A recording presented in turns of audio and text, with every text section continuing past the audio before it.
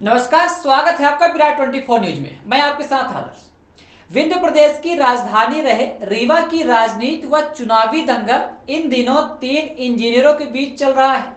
मुकाबला तीन पार्टियों के बीच कहें या फिर तीन इंजीनियरों के बीच, क्योंकि बीजेपी उम्मीदवार भी इंजीनियरिंग किए हैं।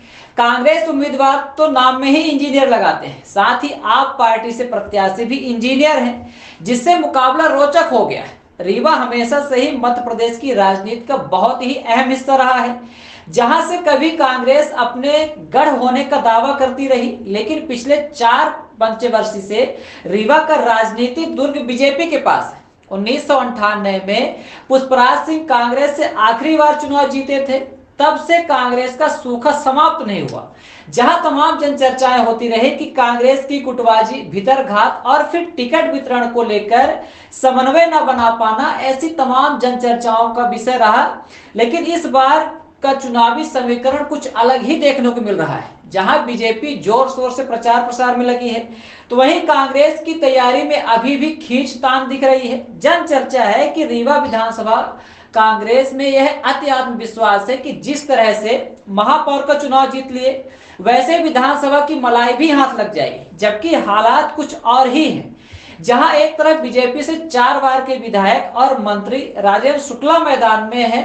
आपको बता दें कि जब रीवा निवर्तमान विधायक पहला चुनाव लड़े थे, तब उनके सामने कांग्रेस से पूर्व मंत्री पुष्पराज सिंह थे और राजेंद्र शुक्ला 36,800 वोट पाकर चुनाव हार गए थे, जबकि पुष्पराज सिंह को 38,194 मत मिले थे।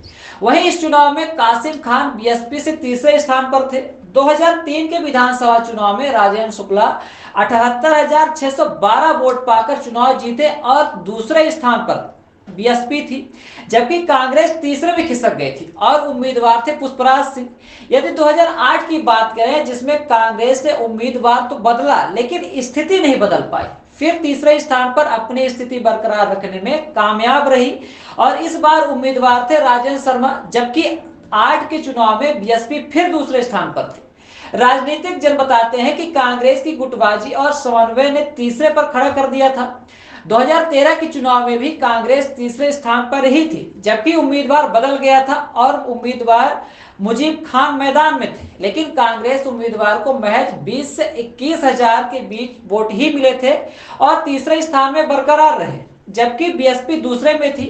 बात आती है 2018 के चुनाव की, जब अभय मिश्रा कांग्रेस की टिकट से रीवा से उम्मीदवार थे और कांग्रेस के सूखे को समाप्त करने का जोर लगाया है, लेकिन कांग्रेस की पुरानी नीति वाली गुटबाजी ने कांग्रेस को जीत से दूर रखा। लेकिन इस बार कांग्रेस तीसरे से दूसरे में जरूर आई थी और अभय मिश्रा के मैदान में उतरने से पूरी बीजेपी पार्टी युद्ध स्तर में चुनाव मैदान में थी और राजेंद्र शुक्ला चौथी बार विधायक बने। मतलब 2003 से कांग्रेस ने उम्मीदवार बदले, लेकिन जीत हासिल नहीं हो पाई। इस बार फिर कांग्रेस ने 2008 के उम्मीदवार रहे राजेंद्र शर्मा को टिकट थमाया है। अब सवाल यह है कि क्या शर्मा सफल हो पाएंगे या फिर गुटबाजी और पुरानी नीतियों का चुनावी शिकार होंगे।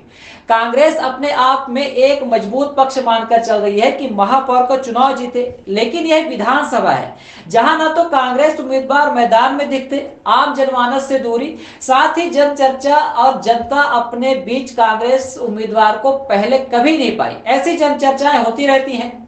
जबकि बीजेपी उम्मीदवार 4 बार विधायक और मंत्री रहते हुए भी युद्ध स्तर पर तैयारी में जुटे हैं। अब चुनावी परिणाम क्या होते हैं, यह तो जनता तय करेगी। वहीं इस बार तीसरे मोहरे पर आप पार्टी के इंजीनियर साहब भी हैं, जो कि बिल्कुल मौका नहीं छोड़ना चाहते, क्योंकि महापौर के चुनाव में इंजीनियर दीपक सिंह पार्टी और खुद को तीसरे नंबर पर उभार कर लाए। अब मौका का फायदा तो उठाएंगे ही। वहीं 2018 से पहले दूसरे स्थान पर रहने वाली बीएसपी से मधुवास सोनी मैदान में है। ऐसे में रीवा का मुकाबला काफी दिलचस्प हो गया है, जहां 3 इंजीनियरों के बीच त्रिकोणीय मुकाबले की स्थिति बन रही है, तो बीएसपी भी पीछे नहीं है। लेकिन अब कांग्रेस क्या अपनी स्थिति सुधार पाएगी या फिर जीत का लड्डू सीधे बिना मेहनत किए खाना चाहती है। क्या राजेंद्र शुक्ला फिर उठा पाएंगे फायदा, तो आप पार्टी की क्या स्थिति रहती है, यह तो आने वाले 3 दिसंबर के चुनावी परिणाम में ही पता चलेंगे।